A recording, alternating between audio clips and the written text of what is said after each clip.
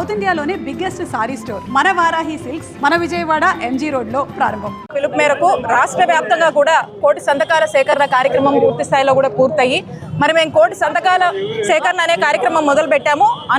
అనుకోనటువంటి విధంగా అనూహ్య స్పందన రాష్ట్రమంతా కూడా వచ్చి కోటికి పైగా సంతకాలు చేసి మరి ఇవన్నీ కూడా చాలా ట్రాన్స్పరెంట్ గా ఈ సంతకాలు చేసి ఈ రోజు జిల్లా కేంద్రాల నుంచి 26 జిల్లాల నుంచి కూడా ప్రతి జిల్లా హెడ్ క్వార్టర్స్ నుంచి కూడా కేంద్ర కార్యాలయానికి ఈ సంతకాలన్నీ కూడా పంపించడం జరుగుతూ ఉంది. దాంట్లో భాగంగా పల్నాడు జిల్లాలో ఈరోజు పెద్ద ఎత్తున కూడా ఈ కార్యక్రమంలో వైఎస్ఆర్ కాంగ్రెస్ పార్టీ కుటుంబ సభ్యులందరూ కూడా పాల్గొనడం జరిగింది.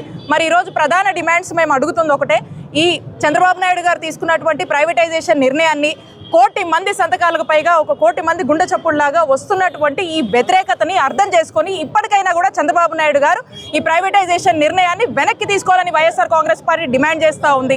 ఇది వెనక్కి తీసుకోనటువంటి పక్షాన ప్రజలతో పాటు ప్రజలకు అవసరమైనటువంటి ప్రతి అంశంలో కూడా మరీ ముఖ్యంగా ఈ మెడికల్ కాలేజ్ ప్రైవేటైజేషన్ విషయంలో వైఎస్ఆర్ కాంగ్రెస్ పార్టీ పూర్తి స్థాయిలో కూడా పోరాడుతూనే ఉంటుందని తెలియజేస్తా ఉన్నాము. మేము మా నాయకుడు జగన్మోహన్ రెడ్డి గారి ప్రభుత్వం రేపు అధికారంలోకి వచ్చాక ఖచ్చితంగా మీరు తీసుకున్నటువంటి ఈ ప్రైవేటైజేషన్ నిర్ణయాన్ని రద్దు చేస్తాము. మళ్ళీ అవి తిరిగి గవర్నమెంట్ సెక్టార్లోనే కొనసాగించేలాగా ఆ రోజున నిర్ణయం తీసుకుంటామని చెప్పి కూడా తెలియజేస్తా ఉన్నాము.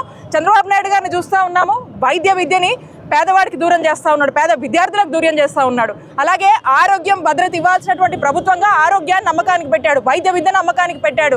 ఏదైనా సరే ప్రైవేటైజేషన్ అని కమిషన్ల కోసం కిక్ బ్యాక్స్ కోసం చంద్రబాబు నాయుడు గారు చేస్తున్నటువంటి ఈ ప్రయత్నాలు ఖచ్చితంగా ప్రజల నుంచి పూర్తి ఎత్తున కూడా వ్యతిరేకత వస్తుంది. ఈ వ్యతిరేకత ఖచ్చితంగా చంద్రబాబు నాయుడు గారికి వారి ప్రభుత్వానికి రానున్న కాలంలో ఇవి మరణ శాసనాలుగా మారబోతున్నాయని హెచ్చరిస్తున్నాం.